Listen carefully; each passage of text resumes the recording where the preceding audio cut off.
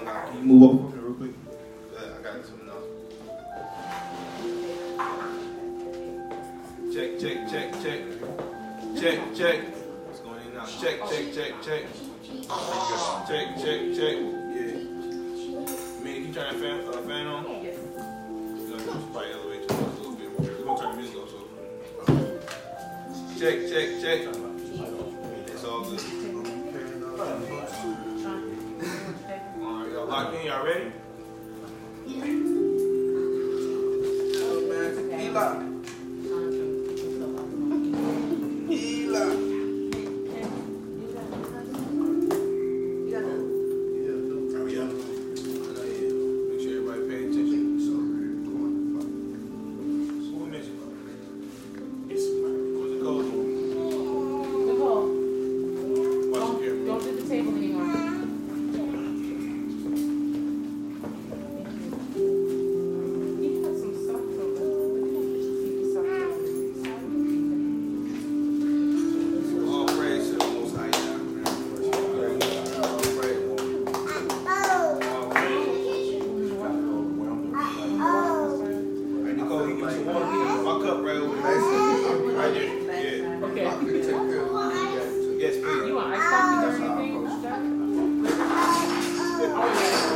See, I just wake up. You see, I hit those brakes. I almost tore the hardwood floor stop. One thing I say is, man, yeah, I'm seeing it going out.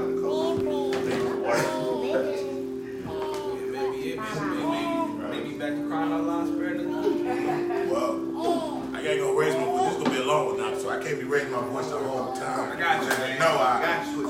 So you just got to read, with bass. I got you. Everybody ready? Meaning? yeah. Hold on now, you gotta get that ice coffee on that. I gotta make it.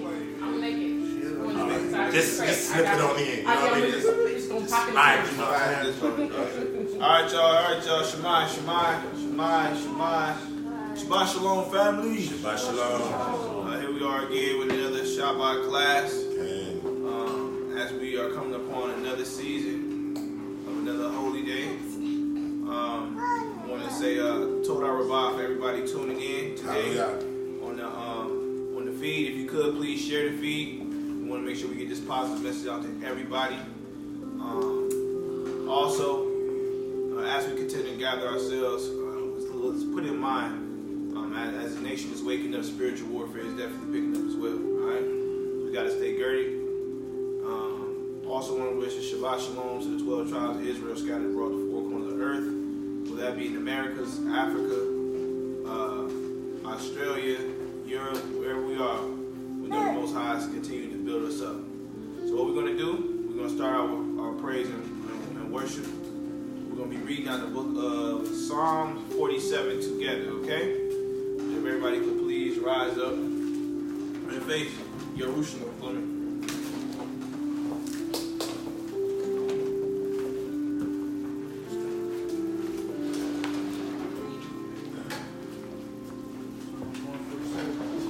Psalms 47. We're going to face Jerusalem to the east. Get your Bible, Brianna. Get your Bible. How do I know that? And we're going to read this together. When everybody gets to Psalms 47, give me a cane. Okay.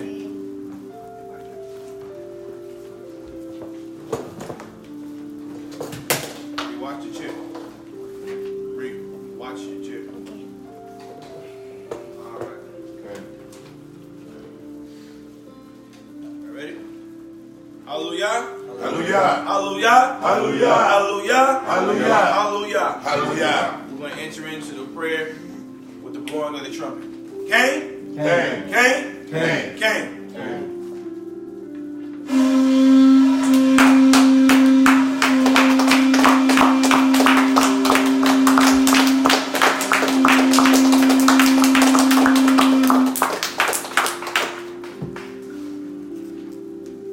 Remember, we're going to read this together. This is the book of Telahim, Psalms, chapter 47, verse 1. Oh, clap your hands, all ye people. Shout unto Elohim with the voice of triumph. For Jehovah Most High is terrible. He is a great king over all the earth. He shall subdue the people under us, and the nations under our feet. He shall choose our inheritance for us, the excellency of Yaakov, whom he loves, Salah.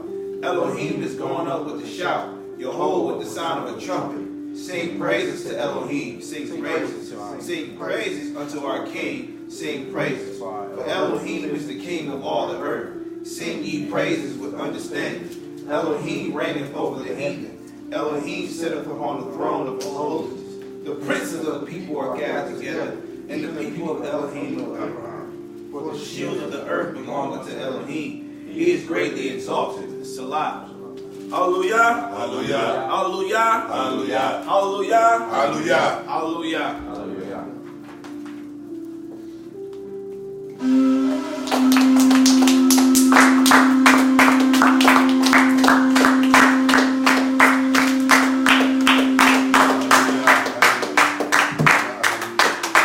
Everybody repeat after me. Toda Rabbi Yehoah. Toda Rabbi Yehoshua. Baruch Hashem Yehoah. Baruch Hashem Yehoah. Baruch Hashem Yehoshua. Baruch Hashem Yehoshua. Baruch Hashem Yisrael. Baruch Hashem Yisrael. Yehoah forgive us Yehoah forgive us for our transgressions. for our transgressions. For we have sinned. For we have sinned. We have done perversely. We have done perversely. And we have committed wickedness against thy name. We have committed wickedness against thy name. Toda Yehoah Toda Yehoah for your mercy. for your mercy. Toda Yehoah Toda Yehoah for your grace. for your grace. Toda Yehoah Toda Yehoah for your Baruch. for your Baruch. Alright, y'all can be silent now. Yehoah Eloheinu, Elohim wa Adonai, Shalanu, Abod, Abraham, Yitzchak, and Yaakov. Abba Yehoah, we come to you today, Father, with our hearts held high, with our mind towards the sky, looking to seek your face and your voice in this time, Father. For we're in the time of your people gathering together, Father, in righteousness. We're in a time where the children of light are rising up, Father, and speaking the truth in sincerity and with a pure heart. And we ask you upon this time, Father, that you gird us up, Father, that you cover us, Father, that you remember us, Father, in this time, Father. Shamar Lanu, protect us from the evil ones, Father, that go against your children. Protect us from the Goyim, Father, who oppose your children, spilling the innocent blood of your children each and every day on this earth and this soil called America, as we know as Babylon, the great whore. Hallelujah. For this whore has laughed enough at your children, Father. For they have scouted and smiled at our iniquities way too long, Father. For it is time for us to not continue to fight the outside source, but the enemy within. So kill us, Father, from our transgressions. Purge us with our hyssop, Father, and make us a new creature, Father. Spiritually lift us up back into our first estate, Adam, before sin entered into the world, Father. For we are crying unto you as your Yeladim to be redeemed back into our rightful state, Father. Back into our home, our Imam, called Jerusalem. For she is also crying for her children, Father. She is also in mourning, Father. So let everything be done in decency and order as we commend ourselves back to the covenant that you made with our forefathers, Abraham, Yitzchak, and Yaakov, Father. Zadik Shafu. Show your righteous judgment against those of the children of darkness. Zadik Shafu. Show your righteous judgment against the Goyim who goes against the covenant. As you continue to raise up the Nabaim, Father, the prophets, Father, let us hear the sound of your voice. Let us pay attention to the signs that you continue to put in the air for your children to pay attention to. For we pray for the children, for the brethren, for the sisters who are truly trying to find you, Father, in the midst of darkness around them. So we wish and we pray for shalom upon our brothers and sisters scattered across the four corners of the earth.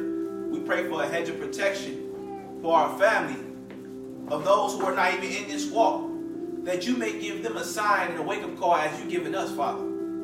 For let not our pride cross our mind to be so stagnant that we can't be taught anymore, Father. For you told us to refine our hearts as babes. So let us continue to live with a cup half full, looking for more and more wisdom, Father. For we understand wisdom crieth out in the streets. So let us run our marathon, Father. Let us walk our walk, talk our talk, and being the likeness of your image. called us to be a priesthood. For you called us to be the reflection of the kingdom of Yah. So let us put away our former days. Let us put away our old iniquities, Father. And truly fix our crown upright, Father. To be the kings, the queens, the princes and the lords of this earth. And with that, we need your strength more than ever, Father. We pray for the healing of our nation, inwardly and outwardly. That the world may know who the true Hebrew Israelites of this world is, Father. That we're not about hate, that we're not about discourse, but we're about truth and sincerity in your word and your truth and your testimony, Father. Told our Rabbi Yehoshua for the blood that you spilled for our iniquity, Father. For it was our ancestors who said, cursed our children for his blood's sake, Father, and we're paying the recompense for that. So let our works be fruitful, Father. Let it multiply to the heavens. Let our prayers be heard as a sweet incense upon the altar, Father. So that we may be redeemed back to righteousness, Father. Truth, love, and sincerity. For you told us to give our love with all our hearts, minds, and souls unto you, Father. So on this day, we back in covenant with you, Father. On this day, we uphold the traditions of our ancestors. On this day, we uphold and take in consideration, great consideration, the sacrifice that our Adonai, our Melech, Yahushua HaMashiach, did for us. For no longer will it go in vain. For no longer will we be stagnant because of his sacrifice. But we also will become a living sacrifice for your kingdom, Father. For you said there's not one man who left house, shop, family, wife, child, for the kingdom of heaven's sake. So let us put in remembrance how much of responsibility we have to you. Let's put in remembrance how much responsibility we have to our people. And let us continue to elevate the vibration in a righteous frequency, Father. In Yahushua HaMashiach's name we pray. Repeat after me. Abinu. Sheba Shemayim. Yikwadesh. Shimka. Tabo. Makuteka. Yase. Rezonka. Keba Shemayim. Gamba Alex. Teilanu. Elekum. Zarkanu. Hayom. Umaka. Lenu Et. Kovotenu. Kemo Shagam. Anaknu. Makalu. Leka Evienu. The day Nision, Elah, Hasilenu, Minhara, Kishelka, Hihamaku, Wahagavora, Watafera, Leomei, Olami, Bashima Mashiach, Yahoshua, Baruch Atah Yehoah, Baruch Atah Yehoshua, Baruch Hashem Yehoah, Baruch Hashem Yehoshua. Blessed be your holy name. Hallelujah. Hallelujah. Hallelujah. Hallelujah. Hallelujah. Hallelujah.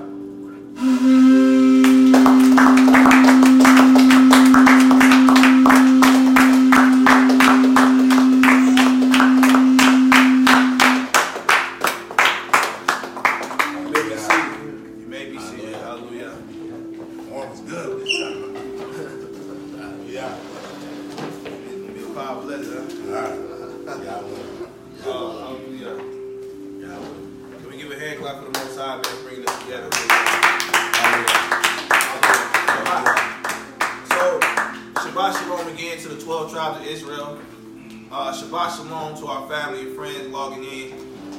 We do pray that this lesson be edifying. We do pray it be fruitful. And most of all, we pray it resonates with your spirit to continue to be a better Hebrew, be a better Israelite, and ultimately be a better person. Right? So before we get started, we do have a few announcements. The first announcement is that y'all know we got Chag Mazuot, Feast of First Fruits coming up, which we will be keeping the evening of May 19th to the evening of May 20th. We'll be starting and we'll be holding the feast here at our house starting at 7 p.m. We are asking all members or those who are attending just so we can make sure everybody eat and make sure everybody's taken care of and have fun. Everybody donate, every family donates $30 if possible. Also, we want to put a reminder that me and Maisha Amina will be going to Israel in a few weeks. We'll be going from May 24th to June 10th. So for those who watch the feed, if you'd like to support the ministry on our travels, definitely please donate. Also, if you're in the Georgia area or in Atlanta area, tomorrow, May 12th, we'll be having ATL Israelites are hosting a gathering, an event at Cascades from 3 p.m. to 7 p.m. It's called For the Culture Skate Night. So we're calling all Hebrews around Georgia and Atlanta to come out, fellowship, build, and show love to your brothers and sisters, all right? And with that, again, if you would like to donate and support the ministry, you can actually donate at paypal.me/Echad Malkut Ministries. That's paypal.me/Echad Malkut Ministries. Or you can do Cash App at the cash sign, Mike Cave. Alright? So with that, if everybody can give the elder his attention as he brings a powerful, powerful lesson. Can we give him a round of applause?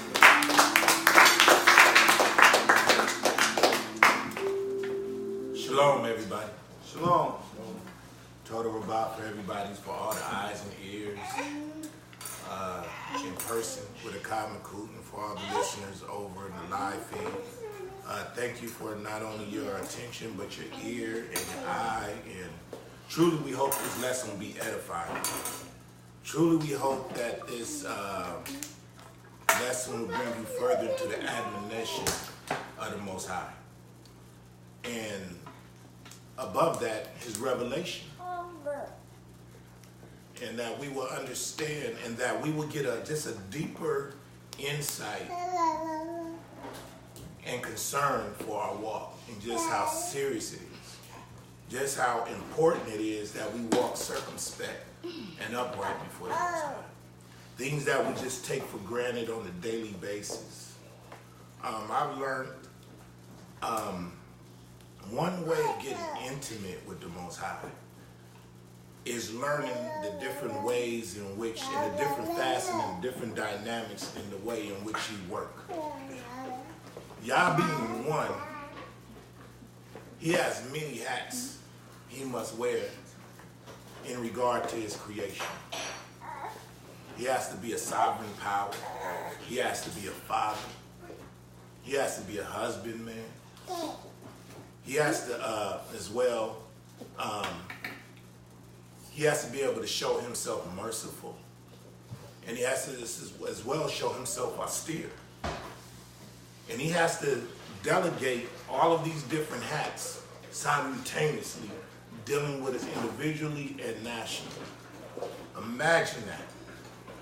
Imagine one being having to control all of these different moving parts at one time.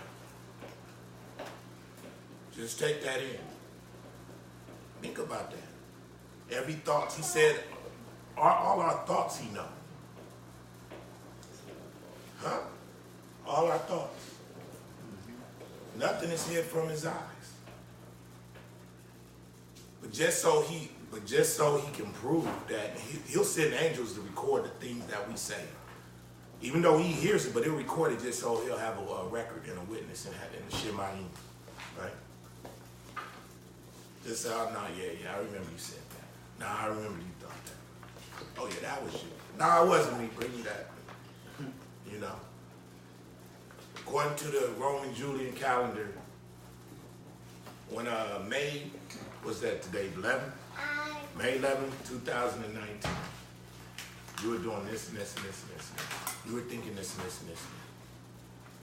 I heard it, but here's the record. Here's what's bearing witness for you or against you.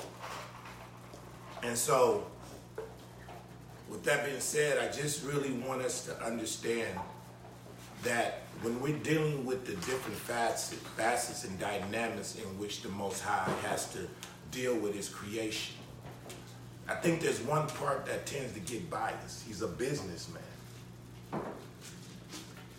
He's not only a businessman, he's an austere businessman. That means He's about His business. That means he takes nothing lightly. He's got to give an account to his word. His word holds him faithful to himself. Everything he says and does, he has to honor. And therefore, he has to be a good record keeper. Okay? He has to be a good steward on what he says. But also, he has to be a judge. Okay. He has to be a judge. He has to be able to adjudicate everything under this heaven, everything under this Shemayim, everything is one way or the other reflecting the way the kingdom of Yah moves. Everything. Economics. Politics. Everything is somehow reflecting and have bits and elements of the totality of the way in which Yah moves. And he handles his business. And so, if I had a name for this lesson, it's basically the economics of the kingdom of the Shemayim. The price of souls is blood and faith. The price of blood, the price of the kingdom is blood and faith. Yah requires blood to pay debts. Or, if you're righteous, all he wants is faith. He wants fidelity. He wants you to believe. And it's amazing that so many of us can't give him the simplest thing is just belief. Even though we can look around and we can see the creation and see everything moving, everything that he's made has been an investment by way of his word, what he spoke into existence. And so today I want to deal with one dynamic of the Most High. I want to deal with him as he's a king, but if you know anything about a king has to deliberate on all affairs of his kingdom. There's not one thing that he does not have to answer to. And economics is one of them. And in his business, it's souls. It's souls. And with his grace, with his favor, I'm be able to show that. And hopefully you will be able to get how serious this is. And the way in which you interact with him is the way in which he's going to interact with you. And he's an austere man. I mean, the scripture says, and we're going to show you there's a story. And we'll go into it. There's a parable that deals with how austere he is about building his kingdom and getting a return on investment. Okay? And we're going to talk about many things. And hopefully this, I won't take too much time, but I think this is going to turn out to be a twofold lesson because it's going to deal with blood and it's going to deal with faith. And so before we go in, I'm going to give some terms that I think a lot of times, I think lots of times what happens is that we think Yah is to be mocked. We think he's to be played with. We think that our lives become, for those of us who even have the faith to believe in him, we somehow get an idea that he needs us. We get an idea that somehow we doing him a favor when we do choose to follow him. And that's far from the truth. He's pleased when he do it. But as they say, one monkey can't stop one show. You know what I'm saying? There's a bigger picture.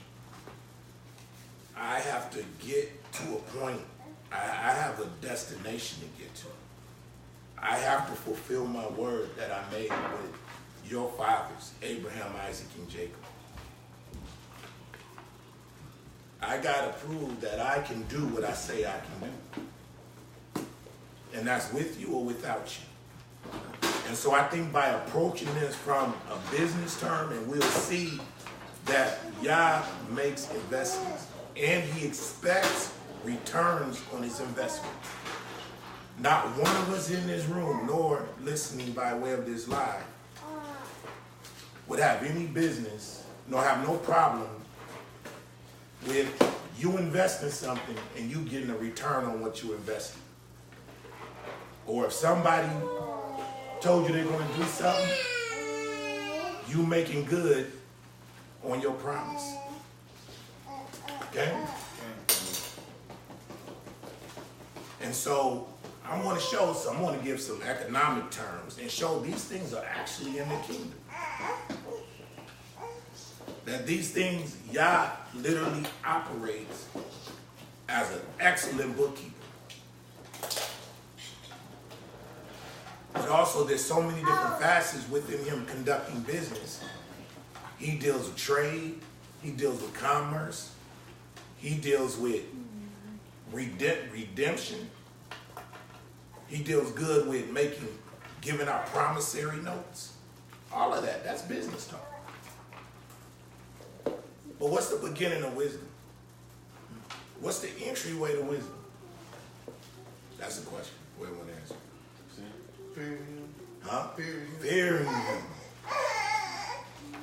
And that's what I hope by just showing that he has to be about his business would give you another point of view in the room and begin to reverence him a little bit more when you see he has to be about his business.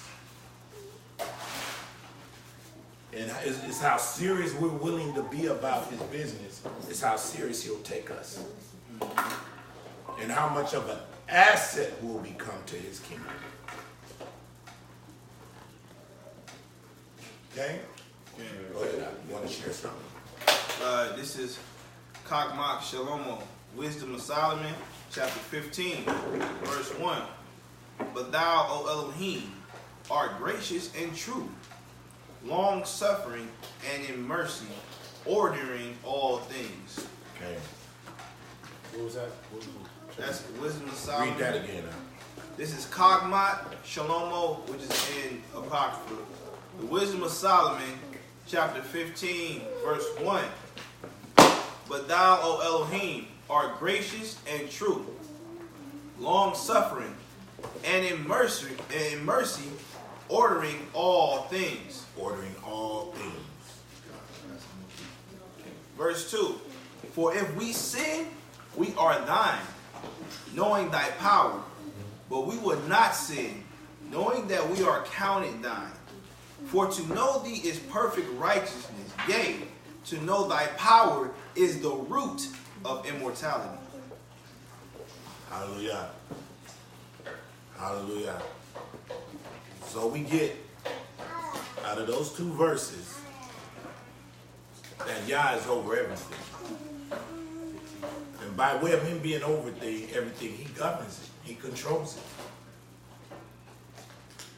And then he has to also give an account to himself and hold us accountable when we fall short. Everything. The sun, the moon, the stars, everything else is in order. Doing what it's supposed to do. We don't have to ask for oxygen. We don't have to ask for daylight. You know what I mean? It's times when Israel most definitely had things, the natural elements withheld from them by way of disobedience. And that was another way of Yah showing he was in control. But overall, the sun rises and set on the wicked as well as the righteous. Right? So, first thing I want to share is just some terms, some definitions. And just so these are terms that we use every day, but I think lots of times because of the Christian veneer that's been put over our mind, we think that we just account Yah or more of just being a savior, just being, just pretty much being, you know, this emotional being, hypersensitive emotional thing that he needs. Oh, I need you so much.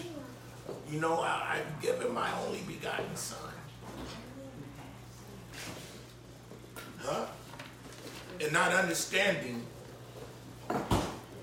that what he was doing when he gave Yehoshua, what he was doing was he was paying a debt. He was paying a price for someone else. He was standing literally proxy for the sins of our fathers and our sins. Hallelujah. Hallelujah. And so we got to understand that when we use these terms and we approach this walk, we should approach it with trembling and fear. We should approach it with a certain carefulness. Why? Because this is business. There's not one of us that have an employer that's going to allow you to keep messing up before you get fired. There's not one businessman that's doing bad business with his business partner, and his partner is going to let it continue. Not one. That's bad business. That's just bad business. You see what I mean? But it's because of what Yah says. Preemptively, what he establishes in his word by way of promise is that the sons of Jacob are not consumed.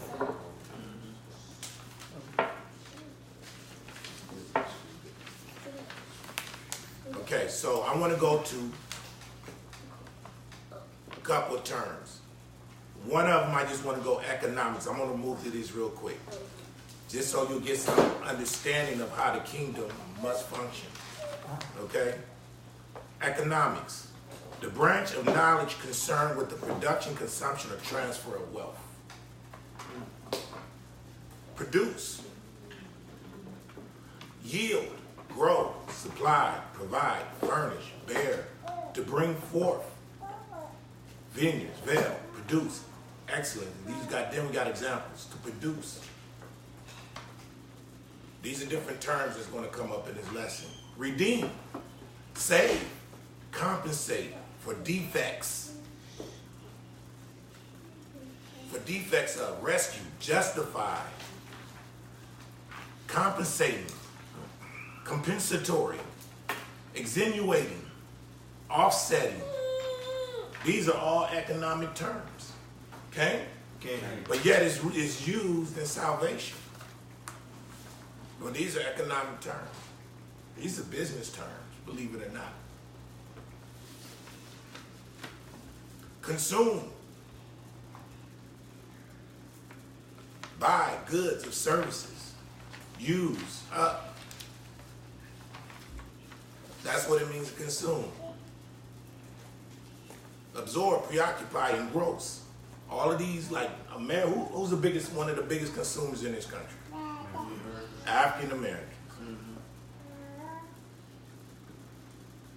We consume, but we do little producing. We don't even know that's a part of the curse. When you can't produce, you curse. When all you can do is consume, and you can't yield and bring forth, and you can't retain gains, that's a curse. Huh? These are all economic terms. Sacrifice, believe it or not, is an economic term.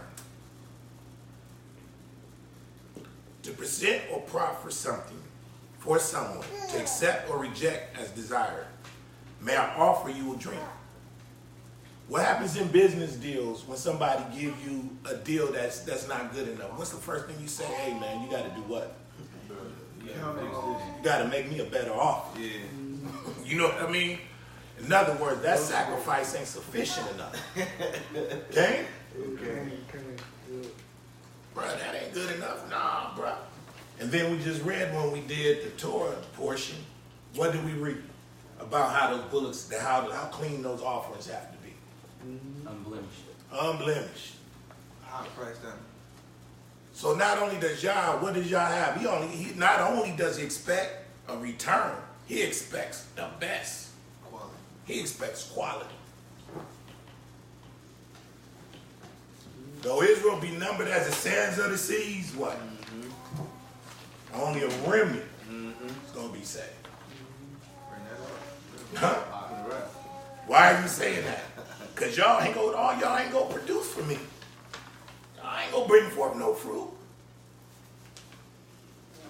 I don't need you.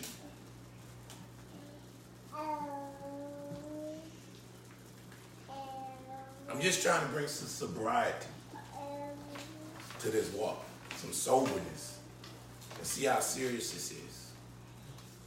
Serious. We ain't messing with no chump. You know what I'm saying? Like, yo, you trying to play me, bro? You trying to short me up, man. You just want to bring me anything and think I'm going to accept it.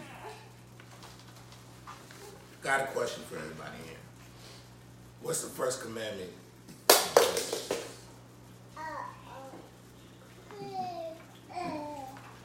Be fruitful and multiply. Be fruitful and multiply. Some think it's the Shabbat. First one is be fruitful and multiply. I was going to read it. We ain't even got to go to it. We all know that, right? Be fruitful and multiply. What did he ask? Nope. Commanded. He commanded. What was he doing at that point? He said, replicate yourself. Be productive. To add to that, I think that goes into the point you made about the stars and the sun, right? They all in order, right? Before he made man, all these things, they got the same commandment, right? Okay. Everything. And the deep part about that, everything that's created is really circumventing around us. Humanity. So y'all is like, man, I gave y'all everything you need to work with, to produce for me. You know what I mean?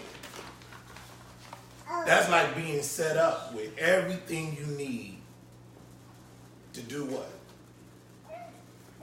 The second commandment. He said, be fruitful. First one, be fruitful and multiply. But when he created man, when he said, let us make man in our own likeness, our own. So what is he looking for? A reflection of himself. Yep. He wanted to be able to look in the face of humanity and see it replicate his behavior, his attitude, how he does things in order, how he treats his creation. All of that has been given under the stewardship of humanity. Then the deep part is like, yo, not only am I going to give that, I'm going to isolate that to Israel. I'm going to give that stewardship as a living example to Israel. Israel, the priest, what is he, the prince? But he said what? So he said also because he's overcome. And what? He said because he's overcome with man and Elohim. So there is a mediator element that's in Israel in itself. We are a government between humanity and Elohim. Go ahead, Al. Just to hit on what he was saying, right? Because in every kingdom or business, you have management. Okay. Right? You bring up a mediator. Even the mediator helps manage the business. Yes. Yes. And we know the mediator is who? The Hoshua, right? The Hoshua. And we are the management of the kingdom. Right. And this is why we see Yehoshua came for Israel. He's trying to put Israel back in proper standing, in proper order. So once again, you could begin to mediate the affairs of the world. I want to give it to you. He said, unto you is given the kingdom. To what? I could sit back. I can give you the keys and let you ride. Do your thing, son. Go ahead. This is Telahim, the book of Psalms, chapter 147, verse 19. He showeth his word unto Yaakov, his statutes and his judgments unto Israel. He hath not dealt so with any nation. As for his judgments, they have not known them. Hallelujah. Hallelujah. Now, why did he give these statutes and commandments? Believe it or not, even the statutes and commandments has a lot to do with economy. Because guess what? Even within the sacrificial element of the laws, that's exchange. That's commerce happening.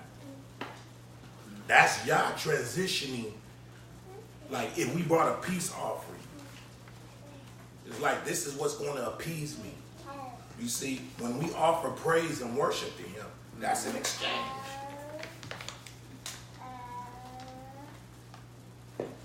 Now again, why is this called, in this economy, the price is blood and faith? Now this is going to be specifically for some of our so-called Old Testament only brothers, our Torah only brothers. I think this gets by them. I mean, because often they believe that no man, there's no blood can literally pay the price for another man. But let's see what the scriptures say. Let's go to Genesis 9:1. No, go ahead, Doctor. You want to read? Yes, No, I can read this. Thank you.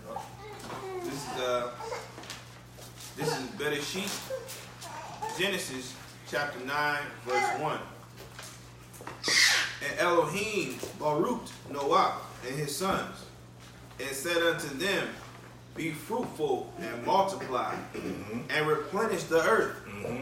And the fear of you and the dread of you shall be upon every beast of the earth, and upon every fowl of the air, upon all that moveth on the earth, and upon all the fishes of the sea.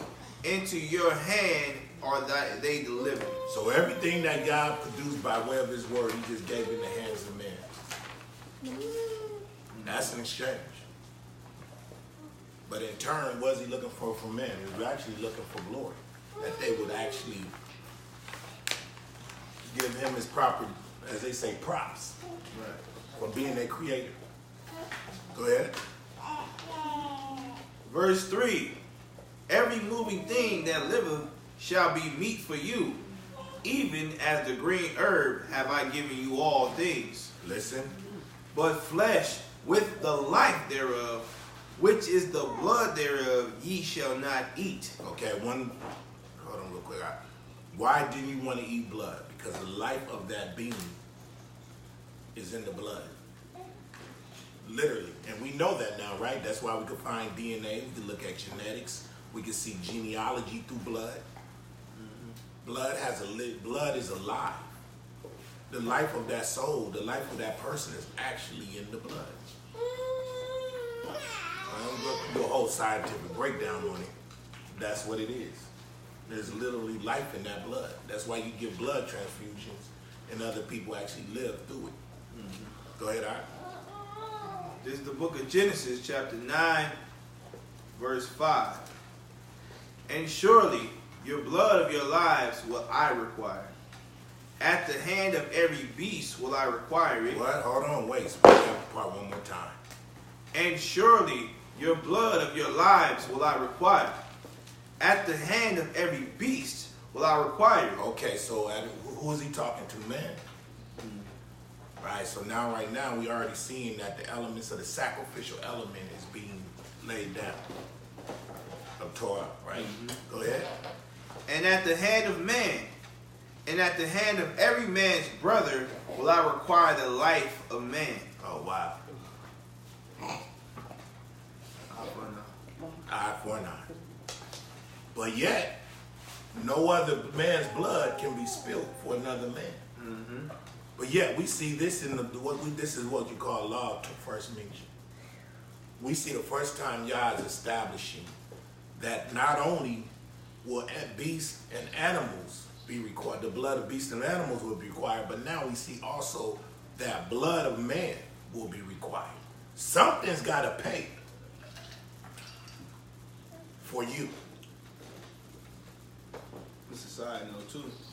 This is where Crips and Bloods get that blood in, blood out. Damo, Crip, and cousin. All these terms related with family. Yep.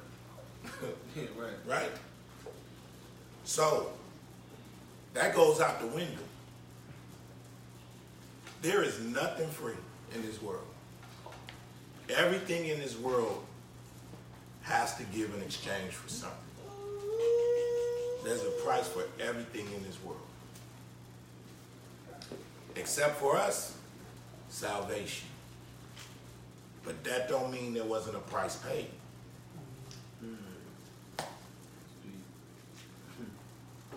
That don't mean a price wasn't paid. That just means that we couldn't pay it. It wasn't suitable enough. And we're going to actually go into some of the scriptures that's used to justify why we don't need to believe on Yehoshua. Why we don't need to accept his sacrifice. It's a free gift. What fool wouldn't take free salvation? You know what I mean? It's something that's already been paid for you. But we're going to see because how the scripture is misapplied. Strictly because of they don't understand timing. Keep going out. This is the book of Bereshit, Genesis chapter 9, verse 6. Whoso sheddeth man's blood, by man shall his blood be shed. For in the image of Elohim made he man. And you, be ye fruitful and multiply. Produce.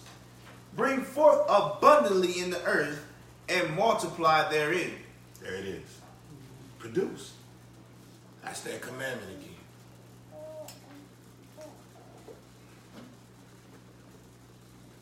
Now we're going to jump into Red Hot Show, the new so-called New Testament. And we're going to show how serious y'all's about production and us producing. And let's start at Mark 11 and 12. Okay. Go ahead, whenever you're ready. This is the book of Marcos, chapter 11, verse 12. And on the morrow, when they were come from Bethany, he was hungry. He was what? He was hungry. Go ahead. And seeing a fig tree afar off, having leaves. Stop. This tree, he seen a green tree afar off. In other words, it was like, it looked good. It was thoroughly furnished. It had ZCs on. See what I'm saying? Mm-hmm. It had all his garments, long garments all the way down to the feet. I'm sure even when the wind hit it, you could hear it.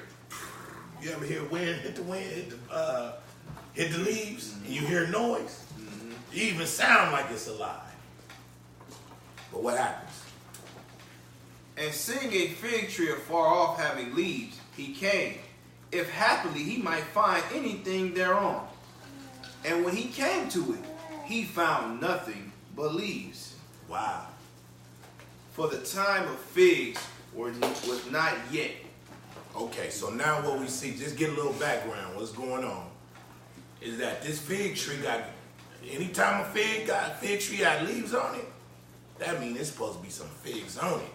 If it got leaves, it's supposed to have figs. And he was hungry. He was hungry. And he was coming for something to eat. He was expecting something that was created by him should be yielding fruit that he can eat off of, that he can come and partake with him and delight in. So here you got this tree fronting. And not only is this tree fronting, it's fronting out of season. Mm-hmm. All the other fig trees ain't even bloomed yet. But he's one out of season, just sitting there, not proven, just green. Green as you know what. Shooting out scriptures. Then what happens? The Hoshua goes to him, and there ain't no fruit. And then we're going to see exactly why The scripture is so deep, it'll seem like it's jumping into a whole nother conversation. But the object lesson is right there. Yehoshua himself is the spirit of prophecy. Prophecy is locked into him. And so we're going to see even through his ministry and even as he walked, how he was prophetically moving either for his disciples or against Israel. Go ahead, I'm 14. This is the book of Marcos, chapter 11, verse 14. And Yehoshua answered and said unto it, No man eat fruit of thee hereafter forever. And his disciples heard it. Wow. He just cursed the tree. He just said, for him on, from here on out, you cursed. We could be walking, thinking we walking alive, but we could be dead. We could be dead men walking. Because maybe a brother or a sister came to us, and we weren't fruitful. We didn't have nothing they could eat from, because we were still corrupted fruit. We were still unclean. We were still in sin. And they come and they can't eat from us because we're not bearing any fruit and peaceable, what they call the peaceable fruit of righteousness.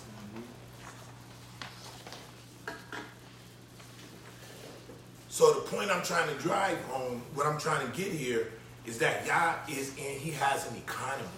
He expects a return on his investment. When we say I'm getting ahead of myself. Keep going, I'll go ahead and 15. Now look how it kind of flips. This is the book of Mark, chapter 11, verse 15. And they come to Jerusalem, and Yehoshua went into the temple and began to cast out them that sold and bought in the temple, and overthrew the tables of the money changers and the seats of them that sold doves. Now, isn't it funny how now we're talking about business in the temple? But yet Yehoshua comes to the tree and he's looking for fruit. He's looking for productivity. But meanwhile in the temple, the money changers are doing commerce, defiling his home, defiling his temple. Because they're being fruitful for them, but they ain't being fruitful for the kingdom. They're about their own business. Go ahead, Verse 16. And would not suffer that any man should carry any vessel through the temple. And he taught, saying unto them, Is it not written, Mine house shall be called an house of prayer for all people, but ye have made it a den of robbers. Stop. Why was his nation? Why was his house supposed to be called a house of prayer for all nations? Because when we go back to what the brother just read about Israel being a kingdom of priests, that temple was to exemplify the kingdom in Shemayim for all nations. And so that nation, so the temple and all the Jews, all of our brethren, our ancestors that was in the temple, they were indicative of that fig tree. You look at the temple, it's grand or whatever, but what's going on inside ain't nothing fruitful going on inside of that temple. Can you read? Verse 18. And the scribes and chief priests heard it, and saw how they might destroy him, but they feared him, because all the people was astonished at his doctrine. Wow. So here he comes exposing him. Like you. Expose him, and now they want to kill him. Because why? He's about to expose them, pull up their skirt. And expose them for who they are, being a bunch of thieves. A bunch of thieves in Yah's house. Where it's supposed to be producing and yielding souls. It's exchanging filthy lucre. And it's exchanging goods and services for their own sake. Go ahead, read out. Verse 19. And when even was come, he went out the city. Uh-huh. And in the morning, as they passed by, they saw the fig tree dried up from the roots. Wow. So we're getting right back to the fig tree. This is symbolic of when he came out, and the next day he wanted his disciples. He's teaching them. This is the state of Israel right now. Mm-hmm. It's withered away. It's cursed. So we're seeing the state before we actually go to carry out the curses. We're seeing that Yah is cursing us. This is prophecy coming to pass of us being unfruitful and not being a house of prayer for all nations. Go ahead. Verse 21. And K5, calling to remembrance, saith unto him, Adon, behold, the fig tree which thou cursed is withered away. Stop right there. I'm sorry. Now, why did Peter was it necessary that he bear witness to this? He had to bear witness to, because guess what? Everything has to be established by 2 or 3 witnesses in heaven and earth. So Peter Kepha was actually bearing witness to what was happening, what was being established with Israel simultaneously. Curses was being injuncted. Right? And then look how the Mashiach, look how he seemed like he switches up the conversation. Because now he's actually moving the temple from physical sacrifices, and he's moving it into something else. And this is why I said the cost is either blood or faith. Go ahead. Verse 22. And Yehoshua answering said unto them, have faith in Elohim. Mm-hmm. Now, I'm sorry. Why would he say that? Why would he say after, hey, the tree you cursed it withered away? Why would his reply be, have faith in Elohim? Huh? Is he moving on to something else, or is he moving on what should have always been?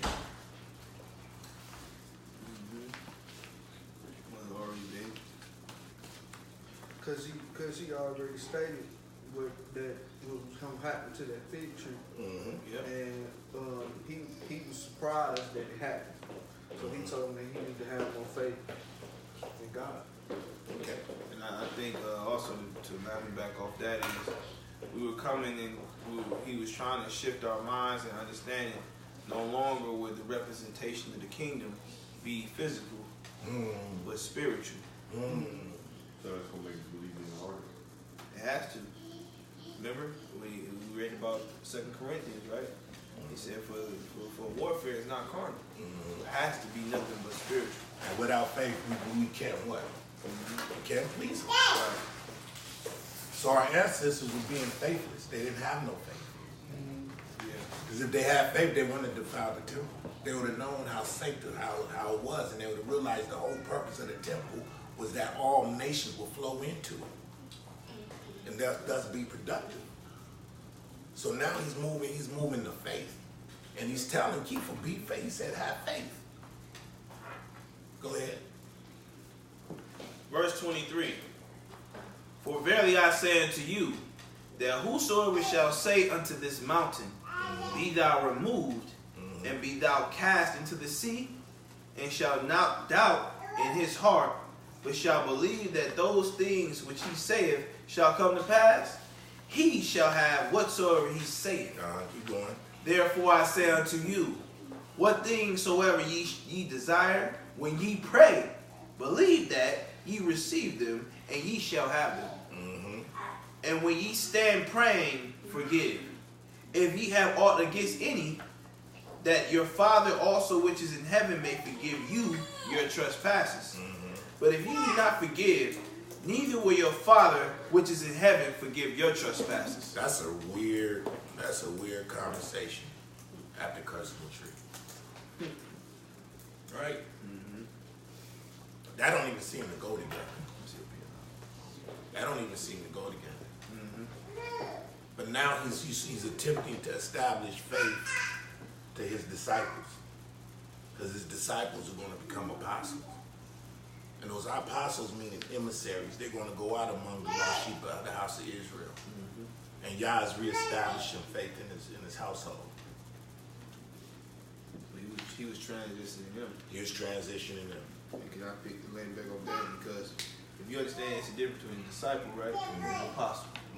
Disciple is a follower of the physical Mashiach. The apostle was the ones who carried out the mission of the Mashiach. Right. Okay. Okay. I want to share something. Let's go to Hebrews 4 and 2 real quick.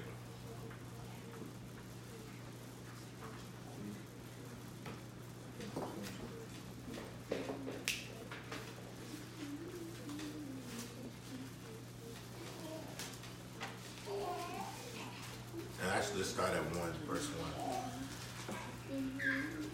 1. Read that again. Hebrews 4 and 1.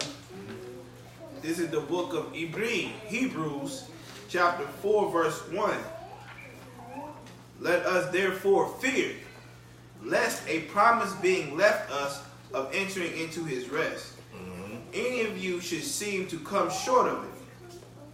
For unto us was the gospel preached, as well unto them. Now hold on, wait. The gospel was not only preached to his disciples, but it was preached to all of Israel. But what happened? Lord, be quiet.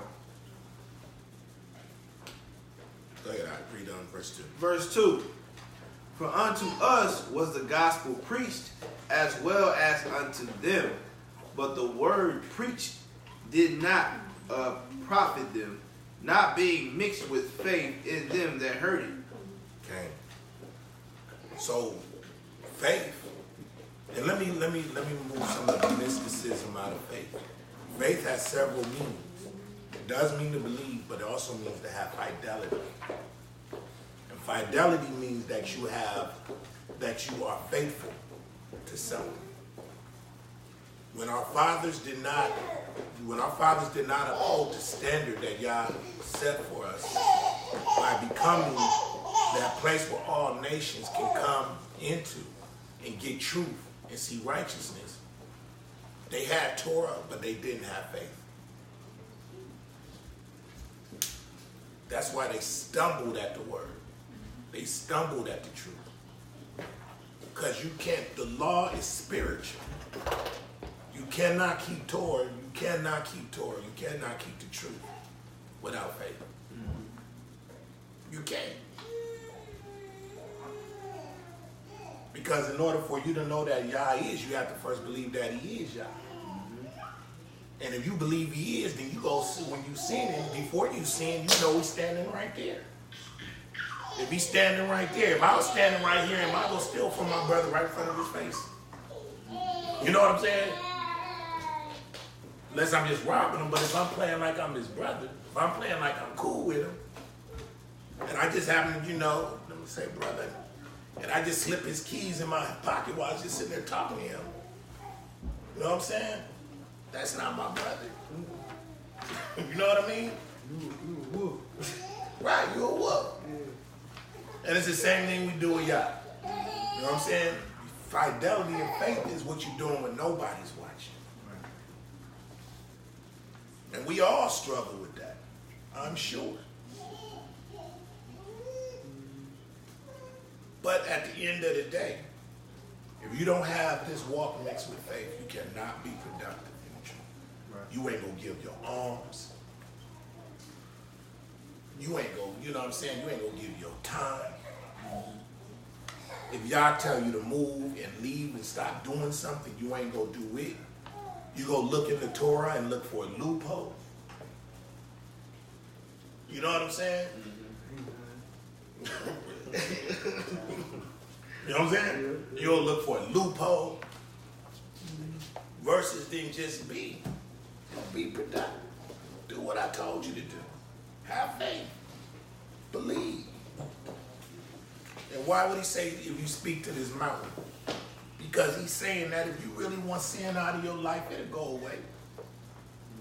If you really want lust out of your heart, if you really want to deal with it, you can move that mountain out. If you speak and believe, it'll go away. But are you willing to go to warfare? Do you make occasions for the sin? Right. You see what I'm saying? You like, man, you know, I just read Torah, and you just, you know what I'm saying? And you like, yo, you need some bread and you need to get a lick. You know what I'm saying? And you see that occasion for stumbling and you take it. And you just go for it, then you can't uphold, you can't keep Torah in faith. Right. You're not keeping it in faith. Therefore, you can't produce righteousness. Okay? Okay. Where we at this time? Still good. How long we going? It's good. Okay. So, I want to show y'all really about that business. I'm really trying to, I just want you brothers, and me myself, bro, I'm not playing, man. I'm like, I want to get this lesson too. You know what I'm saying? I really want to get it. I really want to get it right. Because y'all is not to be messed with. He's so serious about fulfilling his word, he gave his son. He gave Mashiach. He gave his best. He wrapped his word in flesh. And offered that up for us. So let's go to Lucas 19 and 11.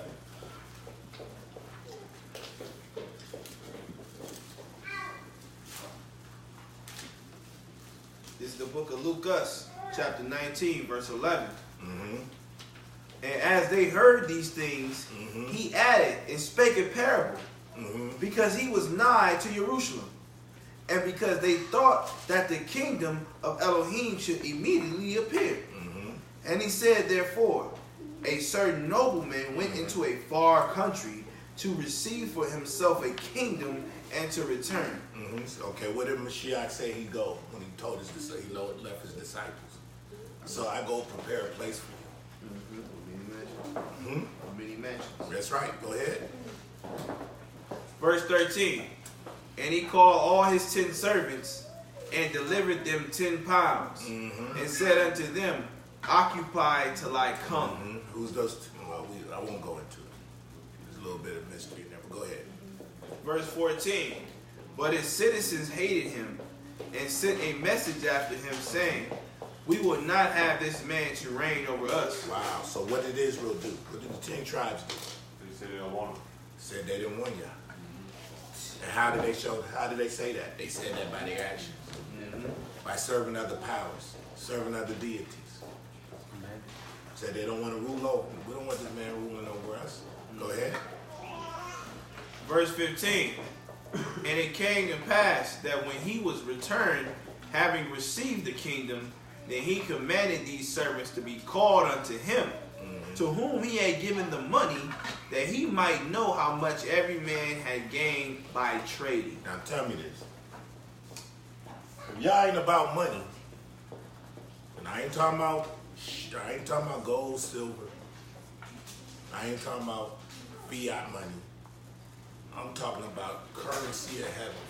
If he ain't about his business and us being productive and us producing and yielding increase and multiplying,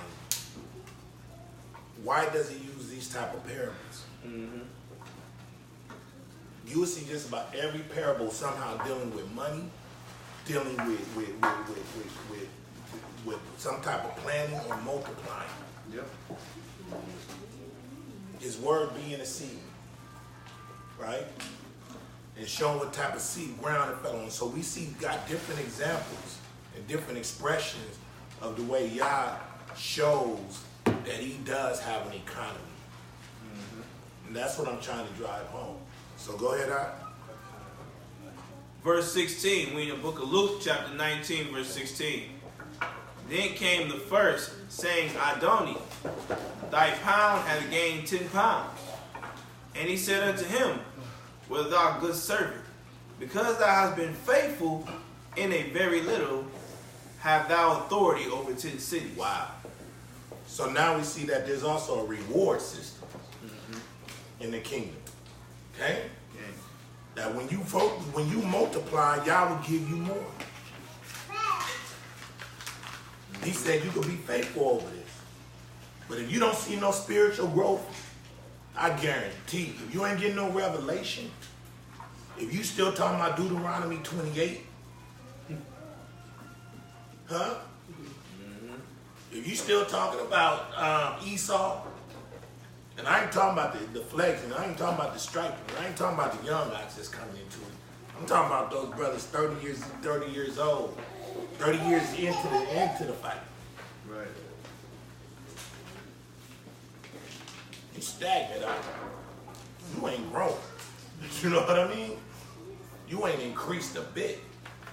And there's a good chance you could be that cursed fig tree. Right. Withering away. Right. Returning back to your vomit. Go ahead, Al. Verse 18. And the second came, saying, Adoni, thy pound hath gained 5 pounds. And he said likewise to him, be thou also over 5 cities. Wow, this brother got 5 cities. Now remember, he wouldn't got a kingdom. He handing out territory. Yep. They giving out inheritance. You know what I'm saying? I can make you a governor over my goods. Over my kingdom. I can trust you. Yep. Go ahead. Verse 20. And another came, saying, Adoni, behold, here is thy pound, which I have kept laid up in a napkin. Go ahead. For I feared thee, because thou art an austere man. Thou takest up that thou layest not down, and reapest that thou didst not sow. And he said unto him, out of thy own mouth will I judge thee, thou wicked servant. Wow. Now, it may almost seem like, white man, hold on, why? Bruh, you know, all he did, it ain't like he kept the coin. It ain't like he kept it. He wrapped it in a napkin and he buried it. Behind that, what do you think it really was? That was why he had a lack of motivation. Behind the internet. Yeah. I want to say it was probably. He said he feared them, but if you really fear somebody, you do what they tell you to do. Right. So I'm gonna ask why, you know what I'm saying? Why did he go and produce? Because he really didn't have it in his heart to do. He was lazy. That's why he said if you know, I'm finished reading that and I'm gonna say it. Okay. Verse 22, I read again. And he saith unto him, out of thy own mouth will I judge thee, thou wicked servant. Thou knewest that I was an austere man, taking up that I laid not down, and reaping that I did not sow. Okay, wait, hold on right here. Now let's see what austere man means. Just for the sake, meaning blown, rough. He was severe. Now he's basically saying, if you know I'm a severe and I don't play, why would you go and bury the town? Why didn't you do what I told you to do? If you know it's gonna be some smoke from you, gonna catch some smoke from me, why didn't you do what I told you to do? So, because he didn't be fruitful, now he got to pay the price. Okay, exactly. And that's the point I'm trying to get home. Don't come in this walk and think you're supposed to stand still and do nothing. Don't come in this walk with your own agenda. Don't come in this walk half-hearted. Don't come into this walk playing the field, riding the fence, trying to balance on the fence, playing with sin on one way and then doing this the other way. Because guess what happens? Yah will let sin master over you. He will give you over to sin. He will let whatever choice you make, he will allow that thing to become your master, and you will serve it till you die. And that kind of going back to what you said in the beginning.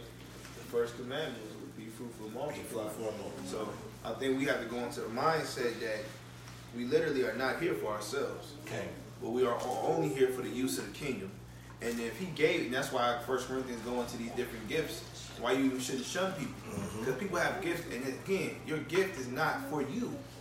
It's to shine Yah's light for the people.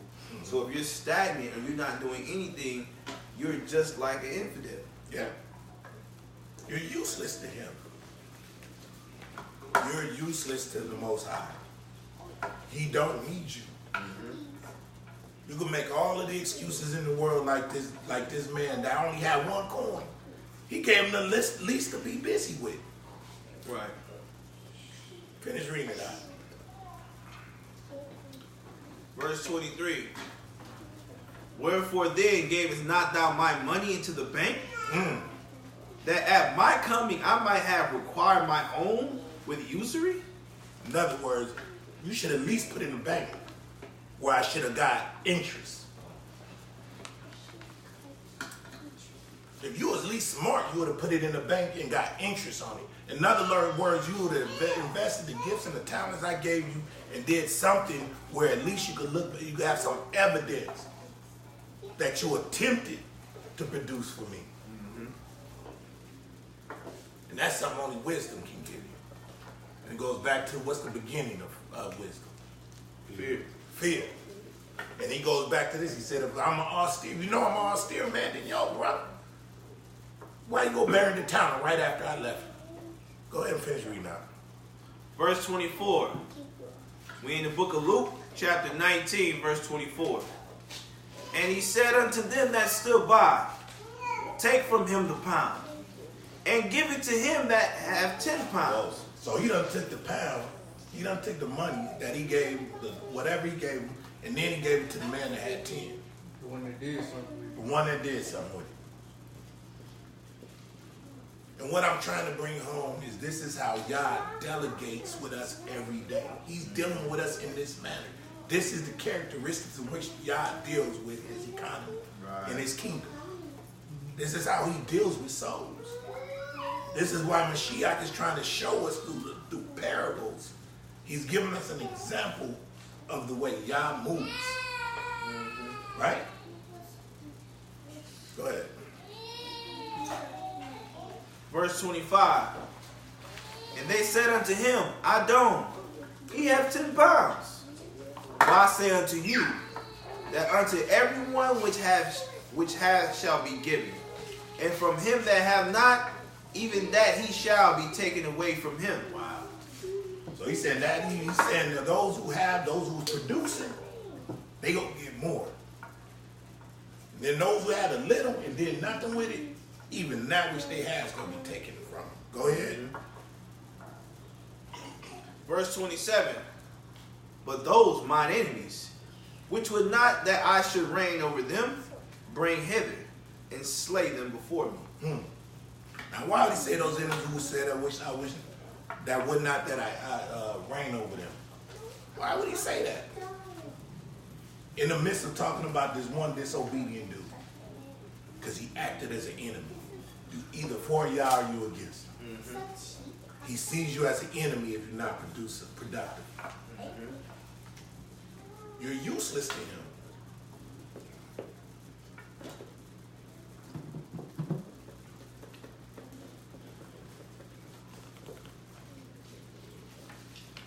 Let's just go back to where your heart is. Because a man after his own heart is only for himself. And he's looking to only produce for himself, which at the end of the day means nothing. It is nothing and it's vanity. But when we start producing as Yah has ordained us to, is when we start multiplying. And I just want to hit on that because sometimes a lot of it is due to social media and the witchcraft on social media. We try to compare our gifts, our talents to those who may have something that we may desire or want, not understanding that God, Yah, had gave you a specific gift to do. A specific responsibility or duty. Okay. Exactly. It's just like a plant, a seed. Yeah, you may be at the part of the seed where it's just growing and it may not be nurturing and the roots may have not been grown yet. But understand, if you continue to produce and water and continue to multiply, you get abundant. Remember, he multiplied those who he gave something to. He gave them double what they gave him. Right. So if you start as a seed, guess how many seeds you're gonna be producing when you follow the instructions and the management that y'all has given you. Okay. Right? Okay. So now, some other stuff I was going to get into. Again, this is going to be a two-part series. Let me digress for a moment. One thing that in this lesson that I want to establish is that we're going to have to see where Mashiach comes in this. Mashiach comes into this because, again, we're dealing with the economy of the kingdom. So Yehoshua being that sacrificial element, that sacrificial lamb, he is the redeemer. He is the kinsman redeemer. But he also had to play the role as that sacrificial element. Because remember, Mashiach's anger had to be appeased. What are the wages of sin? Death. So you said, bro, you let it out, huh? Wait, so if you come in this world, right, and you don't sin at all, you don't know? You talking about today's time? Yeah. It's not one person who have it. No, all of sin and falling short. Everybody. You know what I'm saying? Like, so let's say somebody right now that like 99 years and they never sinned in their life. If you won't run across one person who have it. I know, but I'm just saying, like, But just being born you're into sin anyway. By Yeah. default. Why is that? Because I guarantee you, majority of people marriages, first step was what a man need to go to who before even taking a woman? Father. Yeah. The father, right? Right? That's one. Second thing, you swore an oath under the government and not Yah. So even by that, right? You have produced children not under the right umbrella. Therefore, we are born under sin through the process of where we came from. Okay, I'm gonna ask you a question. You the firstborn? Did your father offer you up to Yah? No. Did you think that? You know what I'm saying? Therefore, you were born in. You know what I'm saying? so how do you do that when the child is born? When that child is born. What's the problem? Well, I know. We'll answer that question a little later. Hold that question up, okay? Write that down. Yeah, write that down. Yeah, we're about to. That's a whole. He showed you that right there. Huh? We're off to the right. Yeah, We gotta go to Abraham. Right. Now, there's different. I really was going to get into different examples of blood sacrificial elements of the law. Moria, Mikael touched on it already a little bit in the Torah study. Really, what I want to get into is that we're dealing with exchange. We're dealing with commerce. We're dealing with economy. Y'all has an economic system, and the things that's exchanged is faith and blood. Right? Those are the things. Those are the elements of the. That's the element. That is the currency. That is the exchange that happens between us, between man and the Most High. All right. So we're going to read something real quick, and I want to see which of y'all are quick enough to really pick up on this. And I think it gets past a lot of people.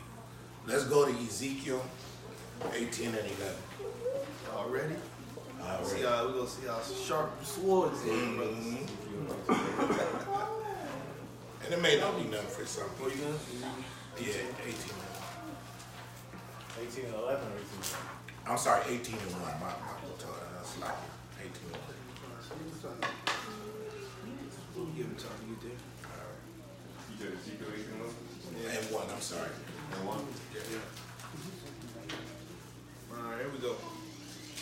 This is the book of Yeskiel, Ezekiel chapter 18, verse 1.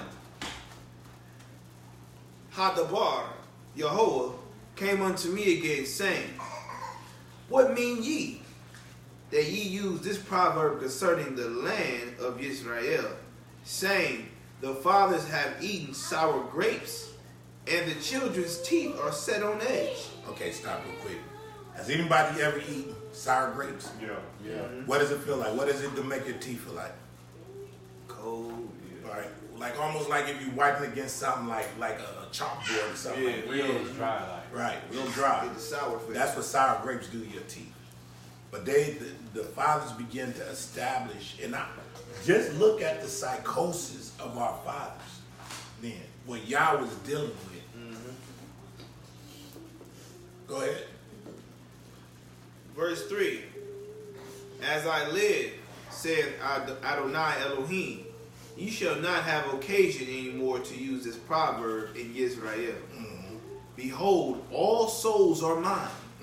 As the soul of the Father, so also the soul of the Son is mine. The soul that sinneth, it shall die. But if the man be just and do that which is lawful and right, and have not eaten up the mountains, neither have lifted up his eyes to the idols of the house of Israel, neither have defiled his neighbor's wife, neither have come near to the mistress woman. Keep going. Stop right there. Now and just for the sake of giving some background, and we finish reading through, Yah, the scriptures are basically going to say, if a man repent and turn away from his things, then guess what? He won't be blood guilty, right? But he's basically saying, now think about the psychology of the fathers. What were they saying? What were they saying? When they said the children, he said, we have eaten sour grapes and the children's teeth are set on edge. Basically, you give them bad information, so you would think the kids will turn out bad. Say again? The kids will turn out bad if they're not doing what they're supposed to do. Right? Almost. Anybody else? Proverb meaning a false doctrine concerning Israel, and basically I say a false teacher basically not telling them who they is, and the children have eaten, lies, and that's what I see. Okay. And he's saying the souls is his. That they belong to me. They don't belong to you. So you're not supposed to teach them what you think is right. Okay. Okay. That's good. I want you to think about it one more time. He said, what mean ye, let's go to verse 2. What mean ye that ye use this proverb concerning the land of Israel, saying the fathers have eaten sour grapes, and the children's teeth are set on edge. Does that mean that the fathers have defiled themselves with the wrong type of woman? Yeah, that could be a part of it. Produced children eating sour The grapes. sins of the fathers that children passed on to the sons. Suffering from the father's actions? There you go. Because Now, their teeth are set on edge. right. Yeah. So guess what their whole thing is? We're gonna do dirt and we're gonna let our children pay for it. That's what the scripture said. The children shall bear the iniquities of their fathers. Right. But they think that they can use this to justify their sins. So Yah's now dealing with an attitude. Again, you taking the scripture, okay? I get it. You get it? So I'm sorry, go ahead. No, go ahead. So like if you speak to someone, like we out there in the streets and we talking to the people, and the people will say, well, we was cursed this way, my daddy was this way, or my mama was this way, so I ain't gotta change. I was like this all Right. along. Right. That's a part of it. Yeah. Right. So like look at this. Imagine, and we see it in the black community, we don't see any generational wealth. In other words, the mindset of the fathers is basically telling, we'll let our children pay for our sins. We're going to do what we want to do. And because they look for loopholes. That's what they did when they So they use what Yah said in Exodus 20 about visiting the iniquities of the father and the son of the third generation. So he's dealing with a disposition that they gave. They basically saying, we'll let our sisters say they happening to us. We cool. Right. But that is an attitude, actually, of our fathers now. Yep. Our children are left to fend for themselves. when you literally don't teach them and raise your children up in the admonition of the Most High, you leaving a whole nother generation to deal with sin. Yep. And you ain't tripping. But what is he saying now? Why does he? And this is where the Old Testament only brothers get it wrong. They use this as a way of saying nobody knows. Every man got to pay for his own sin. But Yah is making a correction. Yep. He's making a correction on their attitude, that generation's attitude. He said no. He said now that you said that, your sins you go pay for. I'm gonna deal with you now. Yep. And what happens? What was happening in Ezekiel? They was about to go into Babylon. The modern day Babylon. No, ancient Babylon. They was going in for slavery. She said, no, oh, okay. That's what y'all using, huh? Okay. So they went to slavery to their God. Well, the whole anytime y'all sends us into any type of captivity, it's really to purge us. Yep. It's to get the rebels out from among us. Just like we're in this captivity right now. We're here being purged from all the rebels. Those who want this world, us trying to live this life and come back to the truth. You know what I'm saying? We're sanctifying ourselves by way of the word. Those who want to still live out there, whatever, they're being sifted. And that's why he's allowing until the time of the Gentiles will fulfill for them to do it. Because when he come back and take us in the wilderness, ain't gonna be no opportunity to mess up and try to fix it. You mess up, it's off with your head. Right there. Done. Okay? So he giving it. Whether we look at it like this or not, we gotta go through that. I'd rather go through it now and be purging my iniquities now than take that into the wilderness where he's now physically the head honcho in that period. And it ain't gonna be no second chance. Oh Adonai, didn't we prophesize in your name? Nah, I told you to do what I need you to do, and that's it. Oh, you won't listen? Get them. Over. Now, let's go to Yirmiyahu, chapter 31 and 27. Now, this is the part I want you guys to see if you catch. You get deep, huh? Hmm? You get deep, man. Or Jeremiah. 31:27. Yep, 31:27. Jeremiah. Jeremiah. This is the book of Jeremiah, chapter 31, verse 27. Behold, the days come, saith Yahweh, that I will sow the house of Israel and the house of Yehudah with the seed of man and with the seed of beast.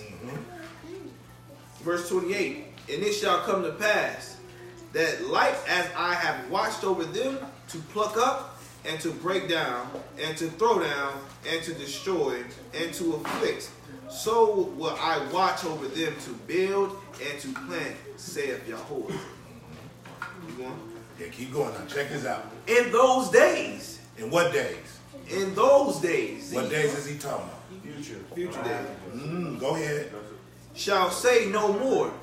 The fathers have eaten a sour grape, and the children's teeth are set on edge. But everyone shall die for his own iniquity. Every man that eateth the sour grape, his teeth shall be set on edge. Okay, so you get it? I have a question. Yeah, no longer will you blame your fathers for your sins. In what days? In these days.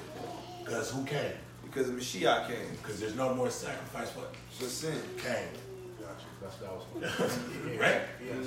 So now they're trying to use this parable to say there's no need for Mashiach because everybody got to die for his sins. But he's saying in those days, the sacrifice has already been made now.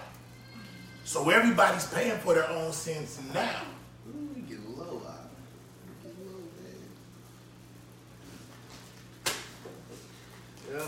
We get low, man. We get low 80s. Good right there. He's finding books. I know you be holding back. You said Jeremiah, right? You said Jeremiah? Yes, Jeremiah. What's the other piece of? That one's in the first one was in The sour Ezekiel. grape. The sour grapes, yeah, that was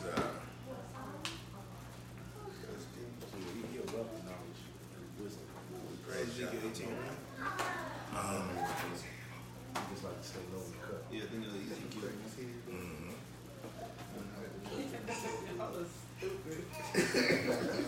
So he said in those days, right? So we now know that basically based on that, you can't use that proverb. We can't use that proverb because the sacrifice for sin has come now. The atonement has been done. If you don't receive that, we know that. Who's sacrificing that? There's no more sacrificial elements in the Torah right now.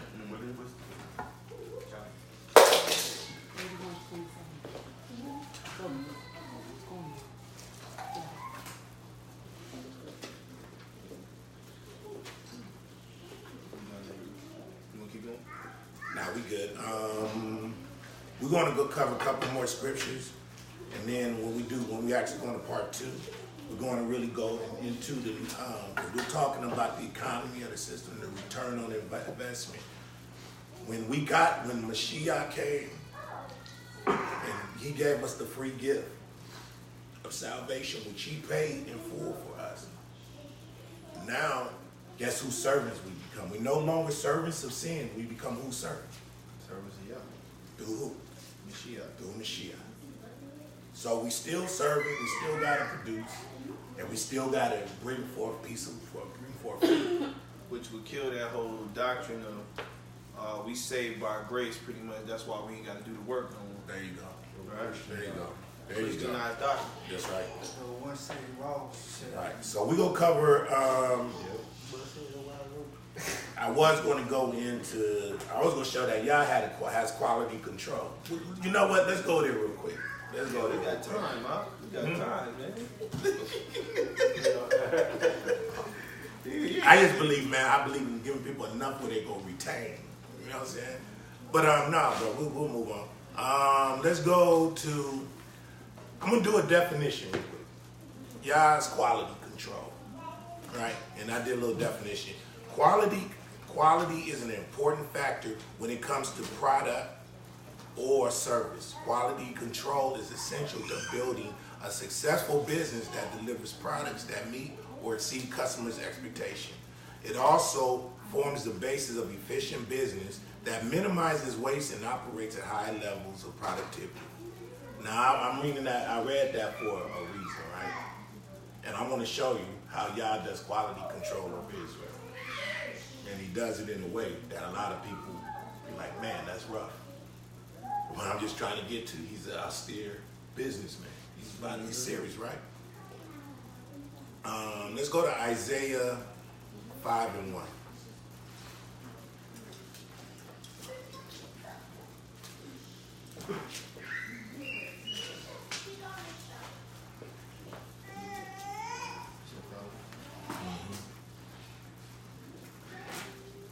This is the book of Yeshayah, chapter 5, verse 1.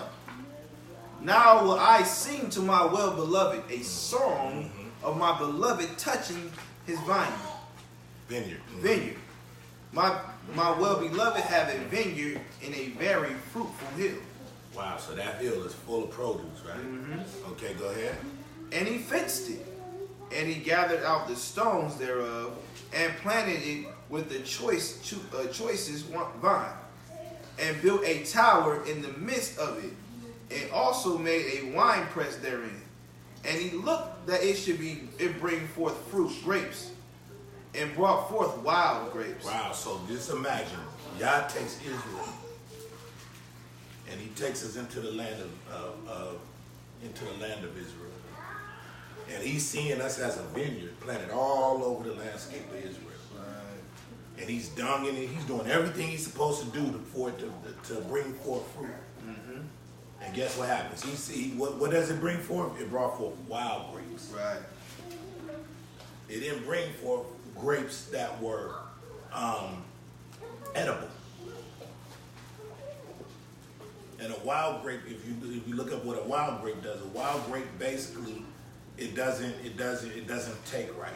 Right. It's like a bad harvest because it won't ripen right, or it won't grow to a certain extent, and so it may be sour. It may be stunted in its growth. Right, like that big. So here he is. So Israel never really produces. Because remember, he's coming back.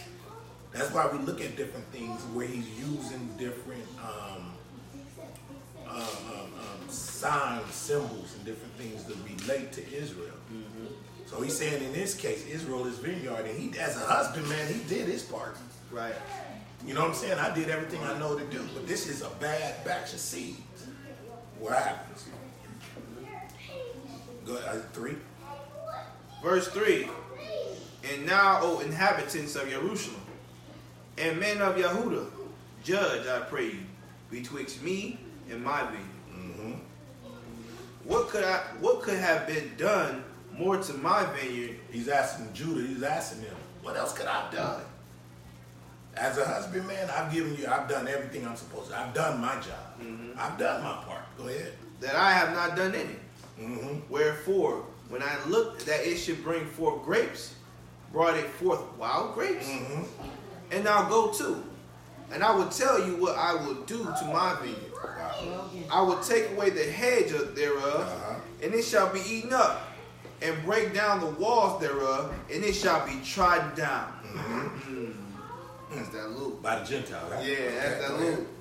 And I will lay it waste, and it shall not be pruned nor digged, but there shall come up barriers and thorns, briars and thorns.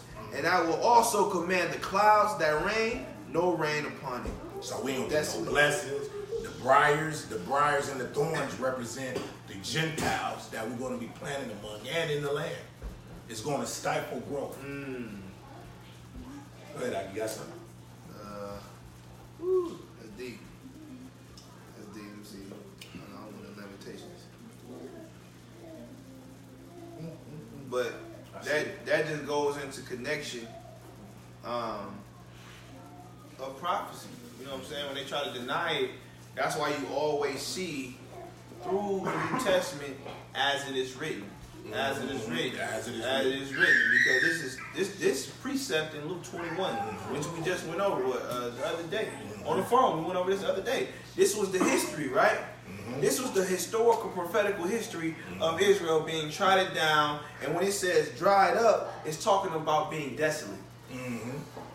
Because when something is dried up, you go to a desert, right? There's no life form being there. Therefore, it's talking about non-productive. Non-productive, exactly, right? So, and I wanted to bring this out to even go in further depth of what you was talking about. This is Lamentations, chapter 1, verse 10. The adversary has spread out his hand upon all her pleasant things. Right? What's the pleasant thing? The vineyard. The root, right? The branches that make her whole. For she has seen that the heathen enter into her sanctuary. Right? Whom thou didst command that they should not enter into the congregation. All her people sigh. They seek bread. They have given their pleasant things for meat to relieve thy soul. See, O Yehovah, and consider, for I am become vile. Right? So that just you go back to 7. Go back to verse 7, what you just compared. Contrast that with what you just read in Lamentations. Yeshayah chapter 5, verse 7. For the vineyard of Yehovah of hosts is the house of Israel. Wow. And the man of Yehuda his pleasant plan. And he looked for judgment, but behold oppression, for righteousness, but behold a cry. Wow. Now, with that being said, let's look at what how we force Yah to move to cleanse Israel. He's got to do quality control. Is that QC? Right? Let's go to 2 Samuel 24 and 1. And then after this we'll wrap it up. Yeah, we be studying, y'all. I'm talking about we studying. Second Samuel. You said 2 Samuel what? 24, verse 1.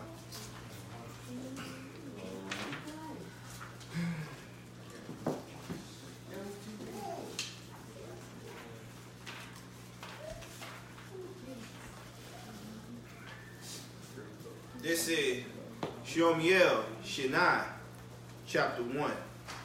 2 Samuel, chapter 24, verse 1. Mm-hmm. And again, the anger of Jehovah was kindled against Israel, Mm-hmm. and he moved David against them to say, go number Israel and Yehudah. What do we talk about, elders? Mm-hmm. And having yourself under and having yourself under right eldership. Yeah. And how eldership can affect you. Now notice, y'all moved David to number the people. Y'all recognize his order. Yep. Y'all said, I'm gonna allow David to stumble so he do something wrong so I can get Israel. Yep. That's crazy, right? Crazy. That's crazy, right? Now imagine that. Everybody say that's unfair. That's unequal. But if you ain't producing, again, I ask the question, what one of y'all in here is going to go keep doing something and dealing with something if your car keeps breaking down? What do? Get a new car. You gotta get rid of it. Got to get rid of it.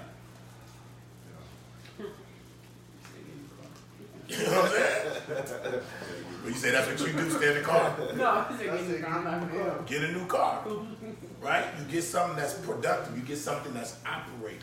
I need a Lambo. You know what I'm saying? I need to upgrade.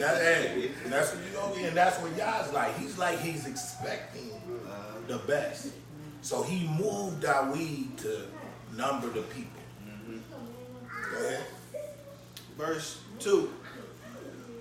For Hamelech the king said unto Joab, the captain of hosts, which was with him, go now through all the tribes of Israel, from Dan even to Beersheba, and number ye the people, that I may know the number of Ha'am, the people. And Joab said unto the king, now Jehovah thy Elohim add unto Ha'am, how many soever they be, in 100-fold, and that the eyes of Adoni Hamelech may see it. But why doeth Adoni Hamelech delight in this thing? Notwithstanding, Hamelech's Debar prevailed against Joab and against the captains of hosts. And Joab and the captains of the hosts went out from the presence of Hamelech. Okay. Now, why? Who can resist Yah's will? Nobody. But a fool. All right, I got a question. So 100-fold, what do that mean? 100 times? Right? Go, keep going. Verse, what was it? You know what? I just we go. Let me see. So, long story short, Joab actually goes out and he begins to number the people. And then look what happened, and go ahead and go jump down to 10. This is Shemuel, Shani, chapter 24, verse 10. And David's heart smote him after that he numbered the people. And David said unto Jehovah, I have sinned greatly in that I have done, and now I beseech thee, O Jehovah, take away the iniquity of thy servant, for I have done very foolishly. Hold on, I'm sorry, I missed something. I'm sorry. Okay, yeah, keep going. I'm sorry. Verse 11. For when David was up in the morning, Hadabar Yehovah came unto the Nabi God, David's seer, saying, go and say unto David, thus saith Yehovah, I offer thee 3 things. Choose thee one of them, that I may do it unto thee. So God... This is cold business. I'm going to say this. This is cold. Y'all moved David to number the people, to take a census, which you ain't supposed to do. So you're not doing census? Not with Israel. Because he said Israel cannot be numbered. Right. And he said anybody who tries to number Israel shall be destroyed. Right. So, and we get into that. There's a lot of different meanings and implications. But just to drop on the point of what I'm trying to get to here is that David was being used to streamline Israel. Okay. Y'all was making cuts. I'm telling you, it's business. Right. he was making cuts. He was basically like, yo, I got to trim the fat. This is not being productive. And this is happening in Israel right now. The police shootings, killings. Yep. All of this is happening right now. And We get the 13. Huh? We get the worst We get it out the of worst, don't we? Yeah, because we in covenant. So go ahead, 13. So God came to Dawid and told him and No, said, I'm sorry, start at 12, because that's where I cut you off. Okay. This is the book of 2 Samuel, chapter 24, verse 12. Go and say unto Dawid, thus saith Jehovah, I offer thee 3 things. Choose thee a cod of them, that I may do it unto thee. So God came to Dawid and told him, and said unto him, Shall 7 years of famine come unto thee in thy land? Or wilt thou flee 3 months before thine enemies, while they pursue thee? Or that there be 3 days pestilence in thy land? Now advise, and see what answer I shall return to him that Now this sent is me. cold. Now look at the 3 options he gave Dawid. He said, and look, 2 of them dealt directly with him. 7 years of famine in Israel. Then the second one that he be on the run. Then the third that there'll be pestilence. What does Dawid choose? Because remember the original thing was Yah was moved against Israel. He came in and he said, yo, I got to get rid of some of this sin in the land. Go ahead. And Dawid said unto God, I am in a great strait. Let us fall now in the hand of Jehovah, for his mercies are great. And let me not fall into the hand of man. So Dawid said, yo, do whatever you want. This is basically saying, do whatever you want. Hey, just don't let me die. That's a mess. I'll be back. I mean, think about it. Would you rather him chastise you and you have an opportunity to make up for it? Or would you just flat out, think about the man who, while we had the Red Frenchies, he was just flat out killed, stoned to death because he was picking up sticks on the Shabbat. And he ain't going to be redeemed. But right. And then we're going to see as we read later on why Yah chooses David as king, because David is an intercessory king. He's a king that knows how to, he's a king that knows how to properly atone with Yah. And so David is the father of Solomon, right? Yes. Yes. Okay. Okay? So when watch what he does. He does stay that watch. Yah listens to him. Right? And this is the type of leader you do want in a leader. Go ahead, And Dawid said unto God, I'm in a great strait. Let us fall now into the hand of Jehovah, for his mercies are great. And let me not fall into the hand of man. So Jehovah sent a pestilence upon Israel from the morning even to the time appointed. And there died of the people from Dan even to Beersheba 70,000 men.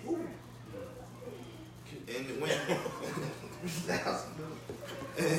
and when Hamala'ak stretched out his hand upon Jerusalem to destroy it, Jehovah repented him of the evil and said to the Hamala'ak that destroyed the people, it is enough. 70,000 said, that's what I need. All right, I purge you. So that's how many people he's gonna kill. That's how many he did kill. And he stayed his hand. But watch what happened. He made him sick, didn't he? Who? He made him sick. Who, Dawid? 70,000 people, he made him sick. Yeah, they was hit with a plague, a virus, or some type of plague. And they died. And they died. That's crazy. So this is just running through the land.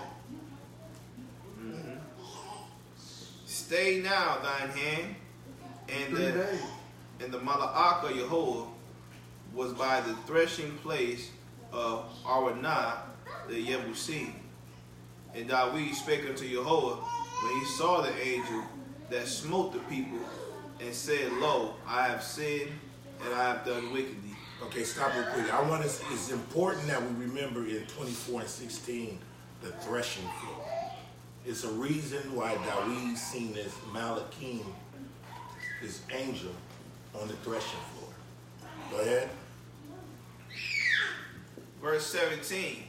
And Dawid spoke unto Jehovah, and when he saw the angel that smote the people, and he said, Lo, I have sinned and I have done wickedly. But these sheep, what have they done? Let thy hand, I pray thee, be against me and against my father's house. Now this is after David already done made the choice. You know what I'm saying? But he's literally seeing this angel. Now he's in the Ruach, he's in the spirit. He can literally see this angel with the sword in his hand. And this sword that he had in his hand was pestilence. And so he could actually see him on the threshing floor. And go ahead. And he said, let this be against me and my father's house. Verse 18. And God came that day to Dawid and said unto him, Go up, rear an altar unto Jehovah in the threshing floor of Awanah the Yebusim. And Dawid, according to the saying of God, went up as Jehovah commanded. And Awanah looked and saw the king and his servants coming on toward him. And Awanah went out and bowed himself before the king on his face upon the ground. And Awanah said, Wherefore is Adoni the king come to his servant? And Dawid said, To buy the threshing floor of thee, to build an altar unto Jehovah, that the plague may be stayed from the people. And Awanah said unto Dawid, Let Adoni the king take and offer up what seemeth good unto him. Behold, here be an oxen for burnt sacrifice. Now remember you just read in Leviticus 4 that the ruler, right, and that the king will have to take a bullock and an ox, right? You have to make a sacrifice. So go ahead. And threshing instruments and instruments of the oxen for wood. All these things did Awanah as a king give unto the king. And Awanah said unto the king, Jehovah thy Elohim. Now listen to this. This is important. Awanah is trying to give not only the threshing floor, the threshing instruments, and I'm going to explain what all that is, but he's also trying to give him he's trying to give him everything. But look what Dawid said. And the king said unto Awanah, Nay, but I will surely buy it of thee at a price. Neither will I offer burnt offerings unto Jehovah my Elohim of that which doest cost me nothing. So Dawid bought the threshing floor and the oxen for 50 shekels of silver. And Dawid built there an altar unto Jehovah and offered burnt offerings and shalom offerings. So Jehovah was entreated for the land, and the plague was stayed from Israel. Okay, now stop. Yeah, he did. Okay. I was gonna say, like, he kind of intervened. He did intervene. Yeah, He and intervened. took some of the sins on himself. He took right. By him paying the cost. Remember, I always tell you, it always costs us something to give restitution. And this is what I'm trying to drive home. This is God, the Most High has an economy. He deals with things based on trade. You got to give him something. Ain't nothing free. And this is why, sorry to cut you off. This is why alms said, what scripture said, alms deliver you from death. Death. He was giving to him. He was offering alms, right? Oh, yeah. And he was offering alms to him, like, yo, okay, stay your hand. But if Dawid would have, if he would have killed himself, what if he would have killed himself? How many more people would have died? He stayed his hand, and he said, now have Dawid offer me up a sacrifice. He got to offer me up something. So now I need my anger appeased. I need some get back. You know what I'm saying?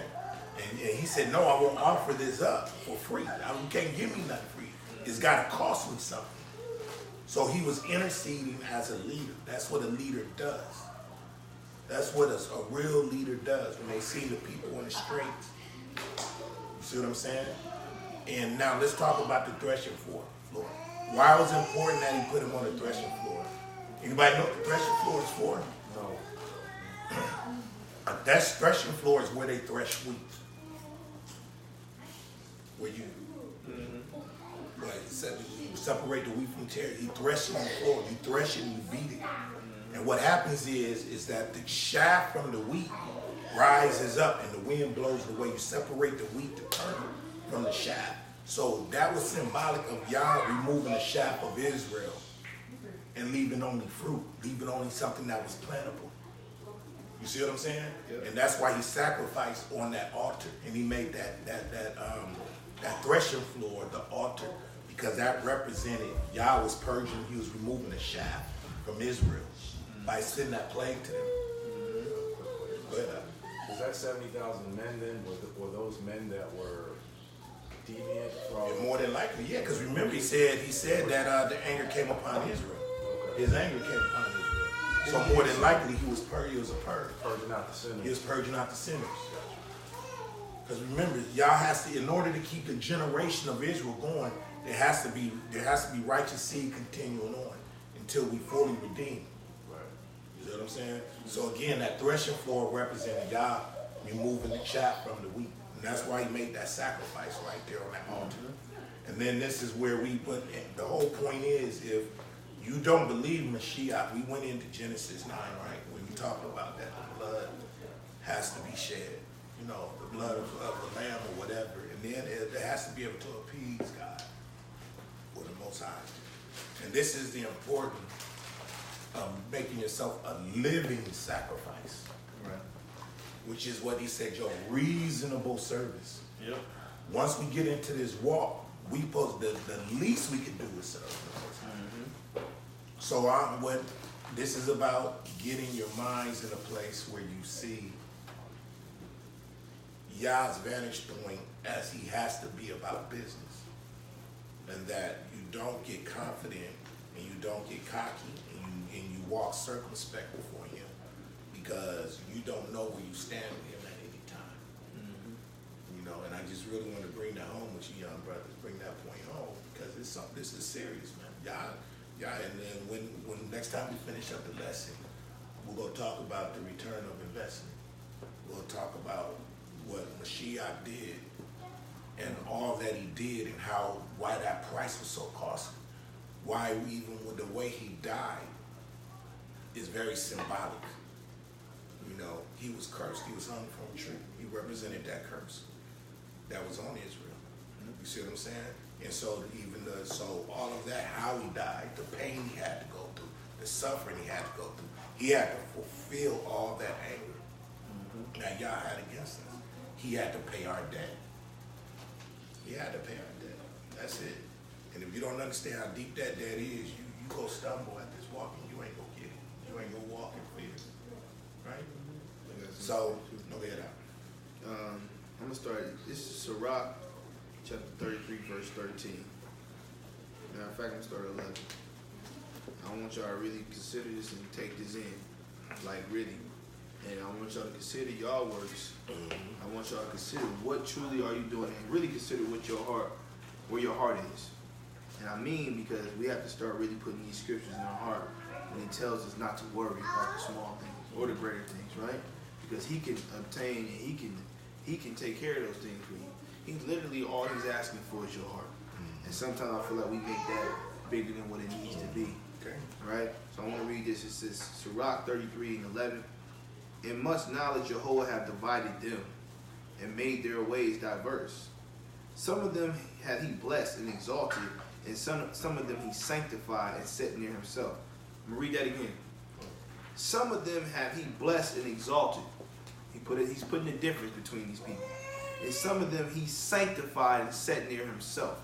Meaning some people he just blessed on this earth to have certain things. So I'm just using for point of reference for the day. He got superstars, right? He blessed them. He exalted them. He obviously allowed them to be exalted in that manner. And then he said it's some that he has set near for himself because there's greater works to be done, right? Hallelujah. So he said, but some of them have he cursed and brought low and turned out of their places. Now watch this. As the clay is in the potter's hand to fashion it as his pleasure, so is in the hand of him that made him to render to them as liketh him best. So understand, he using you for his own best cause, right? Yeah. And when you remember, we brought it up earlier. Rebelliousness is what? The sin of what? Witchcraft. Witchcraft goes against the Creator, right? So it says, good is set against evil, and life against death. I think you brought it up earlier this week. Are people just created evil? They are, because you have to just ways. How are you going to really prove somebody to be good if they have not anything to try them, right? So he said this. So is the godly against the sinner, and the sinner against the godly. So look upon all the works of the Most High, and there are 2 and 2, one against another. I waked up last of all, as one that gathereth all the grape gatherers. Watch this. But by the blessing of Jehovah I profited, and tread my winepress like a gatherer of grapes. Consider that I labor not for myself only, but for all them that seek learning. So when you put your hands to the plow and do the works of Yah, you're not doing it for yourself, but you're producing for those. That's the multiplication. That's the multiplication. We're not here to teach y'all and just leave it at that. We're here to teach y'all so y'all can teach others. Right. Right? And so when Yah sees y'all, he sees you as fruit. He sees you as righteous. Now I want to end with this, because this goes right to me in your lesson. Watch this. He said, now watch, we done said all this. Now we're going to identify who he's talking to. Hear me, O ye great man of the people, and hearken with your ears, ye rulers of the congregation. Why? Because the men, just like Adam, is responsible for the whole body.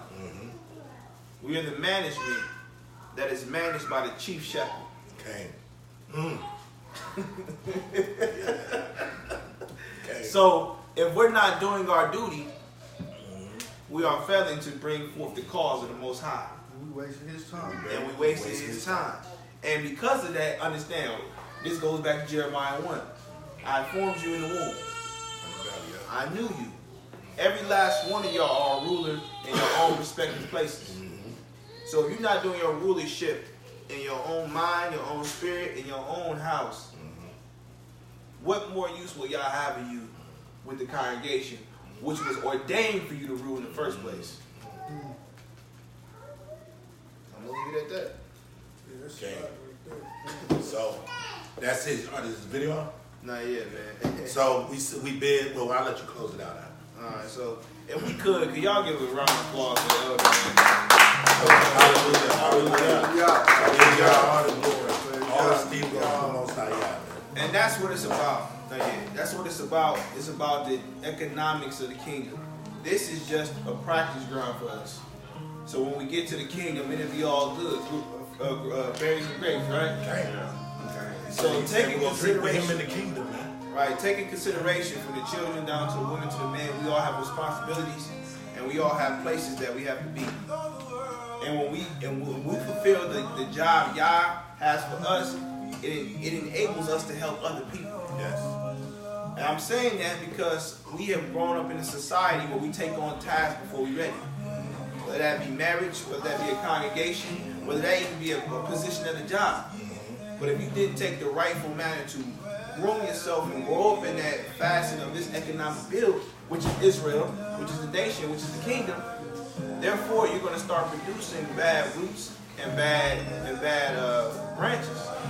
So it is our duty, each and every one of us, going back all in my lesson, as it is our responsibility, it's your responsibility to make sure that we are on our job. Okay? Amen. All praise to the Hallelujah. Most High. All praise to the Most High. You did? You got it?